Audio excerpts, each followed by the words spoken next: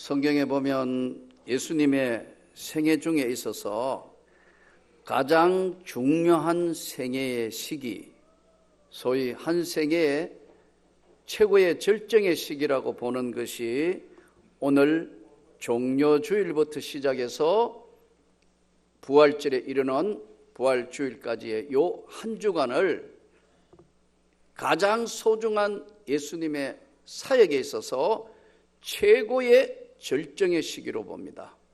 왜냐하면 복음서 마태, 마가, 누가, 요한복음, 사복음서에 보면 제일 중요한 사건들 기록이 이 한 주간 안에 있었던, 오늘 종려주일, 내일 이제 월, 화, 수, 목, 금, 토, 주일까지의 이 안에 있었던 사건들이 성경, 신약 성경의 3분의 1을 차지하고 있어요.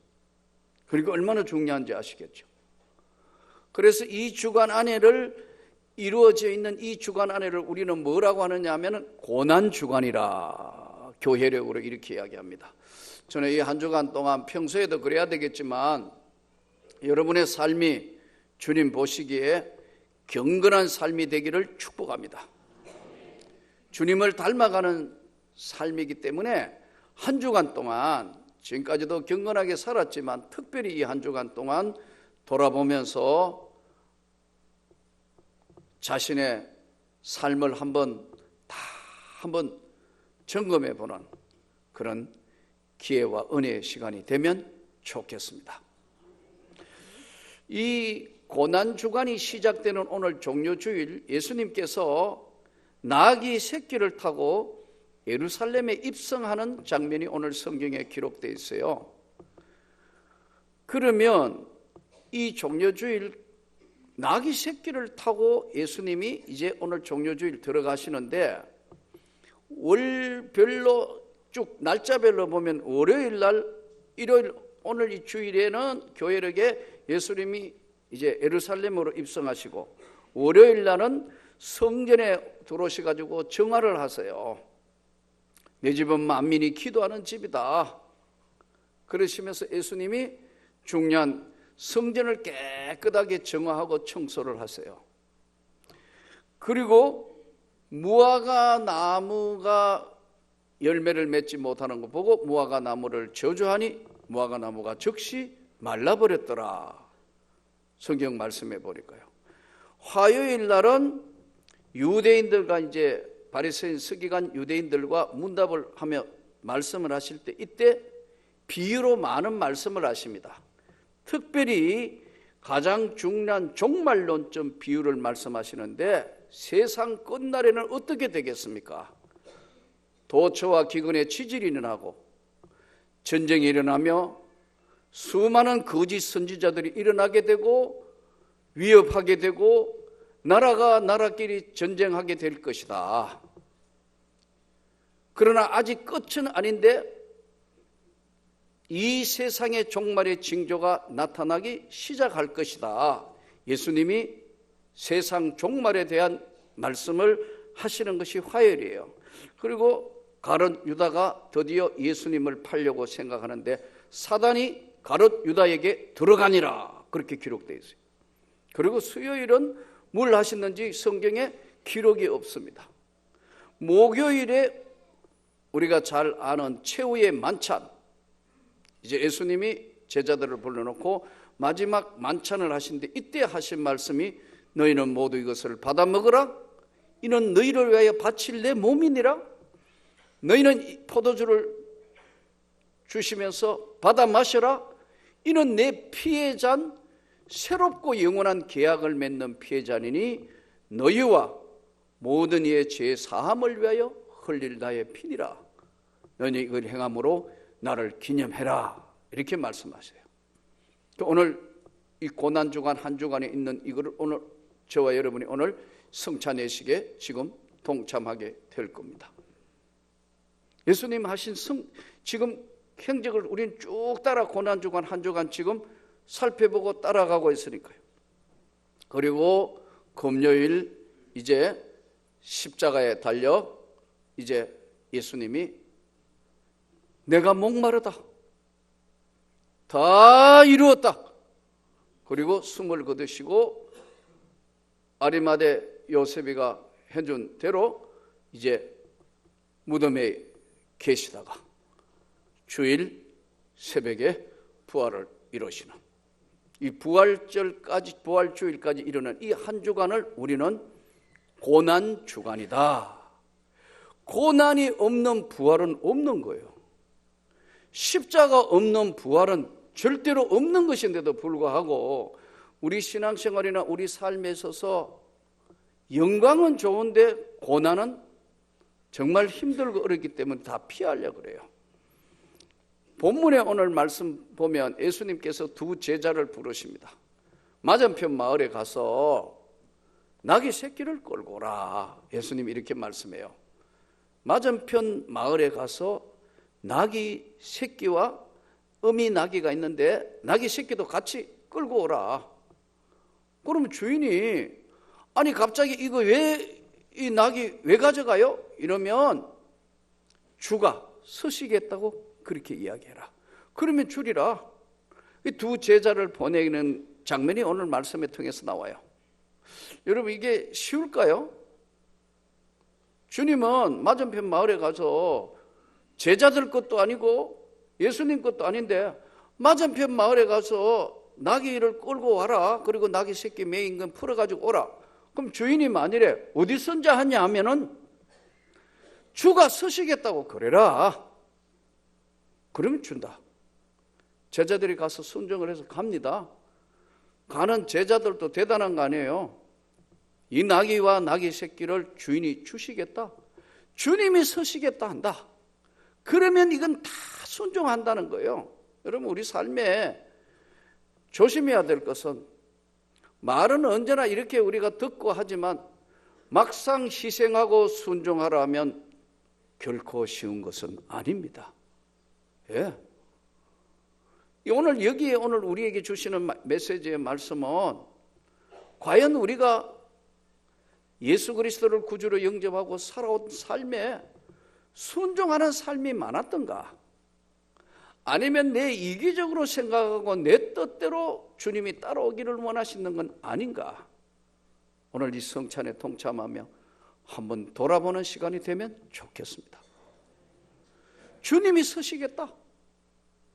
주님이 원하신다. 주님이 원한 내 뜻대로 마시고 아버지의 원대로 하시옵소서. 이게 쉽지 않다는 거죠. 내 뜻은 쉬운데 주님의 뜻을 따라가기가 쉽지 않습니다. 연말쯤 되거나 중간에 가끔 그런 분들이 있습니다. 지휘하시는 분이나 반주하시는 분이나 아니면 교사하시는 분이나 저 못해요. 할 때마다 가슴이 철렁 내려앉습니다. 아, 이분이 아직 주님을 모르시는구나.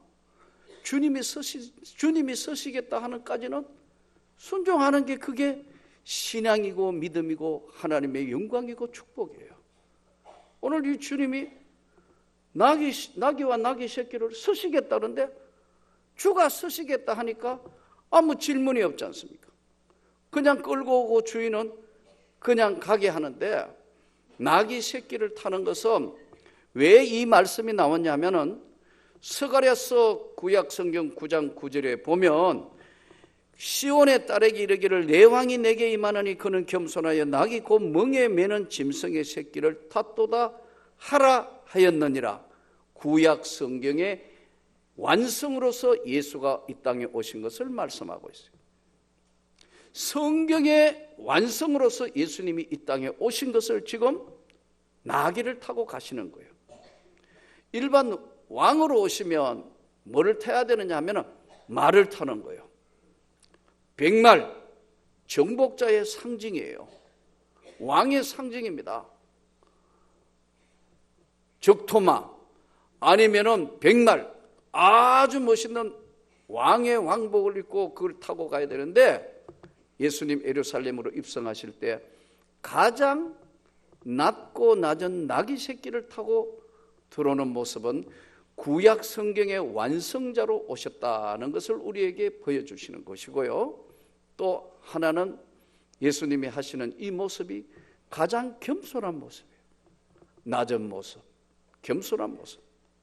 우리의 모습이 이렇게 주님을 닮은 겸손한 모습이 되면 좋겠습니다.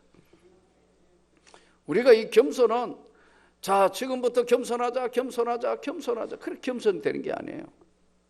내가 낮아지는 건 내가 내 자신을 비우는 거예요. 내 자신을 내려놓은 것이 바로 겸손해요. 나는 없고 주님이 원하시는 주가 쓰시겠다 하면 언제든지 제가 여기 있습니다.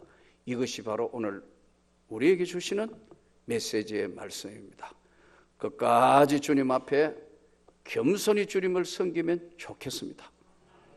이 겸손은 길에 전부 이제 곁옷을 깔아놓고 종려가지를 들고 호산나 다윗의 자손이여 오는 하나님의 나라요 막 흔듭니다. 종려가지 왕에게 환호할 때 하는 거예요. 우리 마치 카프레이드 한다 할까요? 막 그러는 거예요. 종려가지를 들고 꺾어서 들고 요한계시록 7장에도 보면 하나님의 하늘나라에서 모든 구원받은 자들이 막 종려가지를 들고 흔들고 있어요. 바로 주님의 영광의 나라에 가장 낮은 모습으로 오신 이 예수님의 곁옷을 펴고 주님을 맞이하는 이들의 모습, 끝까지 잘 순종하면 좋겠습니다. 겸손과 순종을 보여주시는 이 예수님의 모습에서 우리는 일반 사람들이, 예수를 모르는 사람들이 예루살렘에 입성하니까 오늘 본문에도 이에 예수께서 예루살렘에 들어가시니 온 성이 소동하여 이르되 이는 누구냐? 도대체 이 사람이 누구야? 뭐냐고 소동하니까 무리가 이르되 갈릴리 나사렛에서 나온 선지자 예수라 하니라. 세상에 있는 사람들은 예수를 누구냐고 자꾸 질문하며 물었는데 예수님 오늘 하시는 말씀은 딱 한 가지예요. 구약의 성경의 완성자로 이 땅에 오셨다. 저와 여러분의 남은 생의 모든 것을 주관하시는 분으로 이 땅에 오신 예수. 십자가의 도가 멸망받는 자들에게는 미련한 것으로 보이지만 구원을 받은 우리에게는 하나님의 능력이 됩니다. 십자가의 도를, 십자가 믿는 사람, 십자가의 제사함 믿는 것, 십자가의 능력 믿는 것, 십자가의 보혈의 은혜를 믿는 것은 세상 사람 보면 참 어리석기 짝이 없는 것이다. 바보처럼 보인다. 모자라는 사람처럼 보일지 몰라도 십자가의 도가 멸망하는 자들에게는 참 미련하게 보인다. 우리 하는 일이, 우리가 예배드리고 우리가 기도하고 우리가 헌신하는 거 참 바보처럼 미련하게 보이지만 구원을 받는 우리에게는 바로 하나님의 능력이 된다는 거예요. 이 은혜, 이 십자가의 보혈의 은혜가 오늘 성찬을 통하여 여러분들에게 주어지기를 축복합니다. 가시적으로 나타난 이 놀라운 주님의 몸과 피가 재현되기를 여러분에게 축복합니다. 오래전에 저도 들었던 얘기입니다. 어떤 여자분이 시집을 왔는데 그 시집이 다 예수를 믿는 가정이었다 그래요. 남편도 아마 믿음이 없었을 때니까 믿음 없는 여자와 결혼하지 않겠습니까? 믿음 있는 남자나 믿음 있는 여자가 보면 믿음이 없었을 때는 담배를 물고 쫙 내리면 폼 잡고 술을 마시면서 멋있는 것 같아서 믿음 다 떨어졌을 때는 그게 굉장히 멋있게 보인다고. 그렇다니까요. 반대편에 남자분도 믿음 다 떨어졌을 때는 모태신앙이고 믿음의 뒤를 이었다 하지만 뭐 그 믿는 거는 형식적으로 믿는 것이니까 믿음이 결혼에 아무 장애가 안 되는 거예요. 그래서 불신결혼하는 거예요. 예. 진짜 구원을 받았고 은혜를 입은 사람은 결혼의 첫 번째 조건이 예수 그리스도를 구주로 영접했는 사람인가 아닌가, 진짜 하나님의 사람인가 아닌가 살펴볼 수밖에 없는 것이 믿음의 사람들의 삶이에요. 근데 이제 이 여자분은 믿음이 없는 상태에서 믿음의 가정에 태어난 남자를 만났는데 결혼을 해가 시집에 가니까 이 시집이 다 예수 믿는 가정이에요. 그 시어머니가 권사님이고, 예? 아버지도 아주 믿음, 온 집안의 대를 이어온 믿음의 집안이니까 마음이 불편한 거예요. 그러니까 혼자예요. 그러나 시어머니하고 갈등을 하기 싫어서 계속 교회를 나갔대요. 그래서 몇 년을 다녔는데 한 번도 마음을 안 여는 거예요. 뭐 그냥 그런 것이고 주일날 가자니까 싸우기 싫어서 가고 뭐 이러다 어느 날 이제 오래 다니니까 학습 받잖아요. 맞잖아요. 오래 다니니까 세례 받아야 되잖아요. 혹시 여러분 가운데도 오늘 그렇지 않습니까? 그 어느 날 너 교회 오래 나갔으니까 이제 문답하고 세례 받으라. 고민을 했다는 거예요. 받아야 될까? 안 받아야 될까? 그런데 안 받으려 하니까 믿음 없는 남편이 이상한 눈치를 보이더라는 거예요. 왜 너 시어머니 마음에 안 들도록 그렇게 뭐 그냥 받아주면 되는 거 아니야? 세례는 받아주면 되는 거 아니냐? 그래서 집안 편안하기 위해서 또 세례까지 받았다는 거예요. 그러나 한 번도 마음을 열지 않았던 그에게 어느 날 이 성찬식을 하는데 찬양을 하면서 성찬을 받는데 떡을 받을 때 마음이 이상하더라는 거예요. 너희는 모두 이것을 받아 먹으라. 이는 너희를 위하여 바칠 내 몸이니라. 예수께서 말씀하셨다. 너희는 이것을 모두 받아 마셔라. 이는 나의 피의 잔이고 영원한 계약을 맺는 새로운 피의 잔이고 너희와 모든 이의 죄사함을 위하여 흘릴 피니라. 기도하시고 목사님 성찬식 나눠주시는데 떡을 받을 때부터 마음이 이상한데 포도주 잔을 받는데 그 잔 속에 예수님의 모습이 나타났다는 거예요. 이분은 그래서 뒤집어진 거예요. 그래서 여러분 그 여자분이 신학교 왔습니다. 신학교. 여자 전도사 하겠다고 신학교 왔다니까요. 혹시라도 오늘 이런 일이 안 일어날지 모르겠습니다. 성찬은 여러분이 영혼을 주님께 맡긴 구원받은 사람이 멸망을 받는 사람들에게는 십자가의 도가 미련한 것입니다. 구원을 받는 우리에게는 하나님의 능력이 됩니다.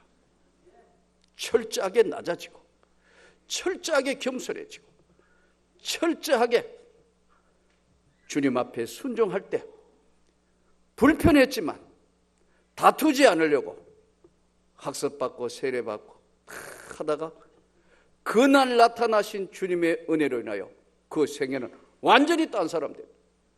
예. 우리 신학교 여교육자에 왔어요. 그분이. 그 이야기를 교수님이 한 분이 하는 이야기를 제가 들은 이야기를 여러분에게 지금 전했어요. 오늘 또 우리에게 십자가의 이 도, 멸망받을 자와 구원받는 사람들에게 나타나는 이 은혜 잘 간직하여 한 주간 동안 주님께 영광이 되는 그런 삶이 되기를 주 예수 이름으로 축복합니다.